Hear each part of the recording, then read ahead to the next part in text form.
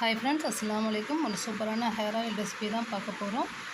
ஒரு மிக்ஸி ஜாரில் ஒரு ஸ்பூன் வெந்தயம், ஒரு ஸ்பூன் கரிஞ்சீரகம் போட்டு பொடி செஞ்சுக்கலாம். அப்புறம் இன்னொரு ஜாரில் ஒரு கைப்பிடி கருவேப்பிலை, 10 செம்பருத்தி இலை, 5 செம்பருத்தி பூ, ஒரு கைப்பிடி மருதாணி, 3 கொய்யா இலை, 2 வெத்தலை, 2 நெல்லிக்காய், ஒரு பீஸ் கத்தாழை எல்லாம் சேர்த்து தண்ணி சேர்க்காமல் அரைச்சி வச்சுக்கலாம்.